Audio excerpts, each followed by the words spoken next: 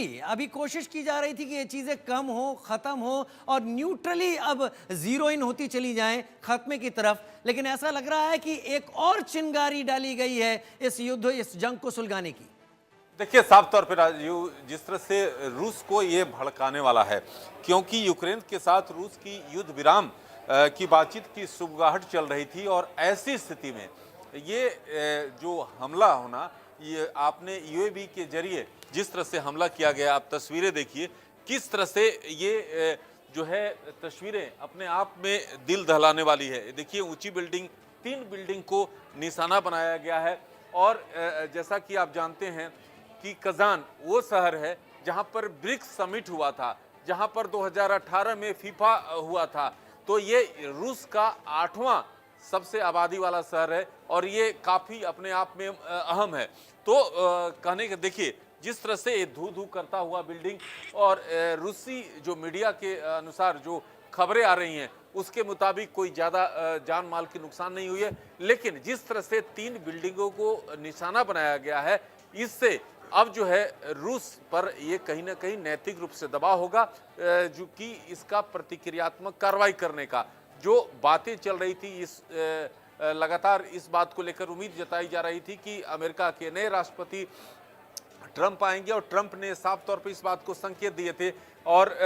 रूस के राष्ट्रपति पुतिन की ओर से भी जो बातें सामने आई थी। लेकिन अब जिस तरह से इन 3 बहुमंजिला इमारतों को निशाना बनाया गया है, इसके बाद से जो आग है वो और तेजी से फैलेगी और रूस की ओर से अब ये देखना होगा कि किस तरह से प्रतिक्रिया देखने को मिलता है। रूस की ओर से किस तरह से प्रतिक्रिया देखने को मिलता है, लेकिन यह भी देखना होगा, जो मेरी एक्सपर्ट से बात हो रही थी राकेश, कि 2000 किलोमीटर की दूरी है तातारस्तान की राजधानी कजान से यूक्रेन की, और अब तक इतनी दूरी के ड्रोन नहीं हुए हैं। यानी ये अगर 1000 किलोमीटर से भी आया है तो रूस के अंदर यूक्रेन पेनिट्रेट कर चुका है। यूक्रेन के समर्थित फोर्सेस रूस के अंदर पॉकेट्स बनाकर बैठ गए हैं और रूस के लिए ये एक बड़ी परेशानी है। फिर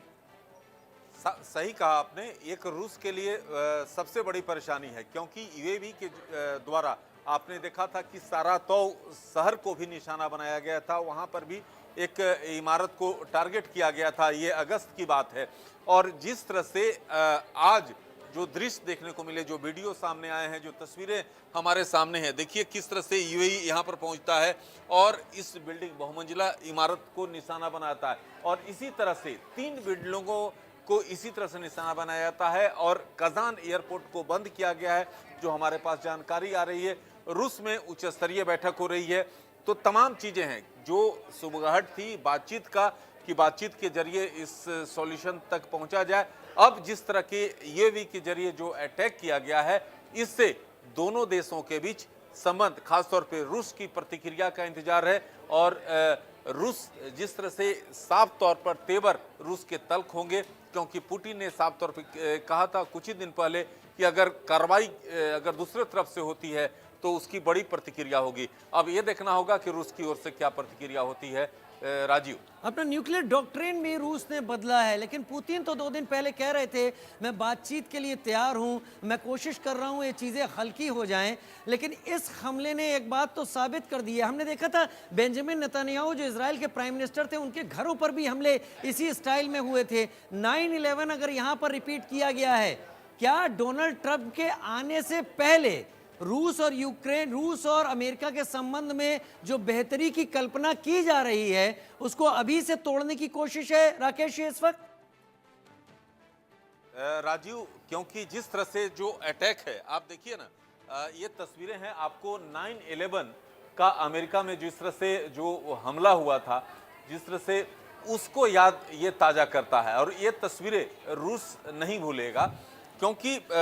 असल में रूसी रक्षा मंत्रालय की ओर से भी ये बयान आया है, जिसमें जो हमारे पास जानकारी है उसके मुताबिक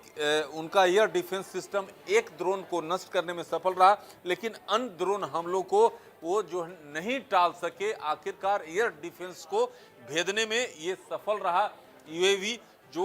यूक्रेन का है। तो तमाम चीजें हैं। अब तस्वीरें, अब ये साफ तौर पर निर्भर करता है कि रूस की इसको लेकर क्या प्रतिक्रिया होती है। रूस क्योंकि पुतिन के जो शब्दों का आपने उनके बयान का जिक्र किया, पुतिन जो है हाल के दिनों में थोड़ा नरम रुख अख्तियार कर रहे थे, लेकिन जिस तरह से अटैक हुआ है कजान के 3 बहुमंजिला इमारतों पर, उसके बाद रूस में भी आपात बैठक हो रही है। तमाम चीजें हैं, कई डेवलपमेंट इसको देखने को मिलेंगे, क्योंकि रूस शांत बैठने वाला नहीं है। राजीव, रूस शांत बैठने वाला नहीं है। मेरे साथ मेरे खास मेहमान इस वक्त जुड़े हुए हैं। मेजर मोहम्मद अली शाह, आपका रुख कर लेता हूं इस वक्त। क्या हम उम्मीद करें रूस पलटवार करने की तैयारी में है?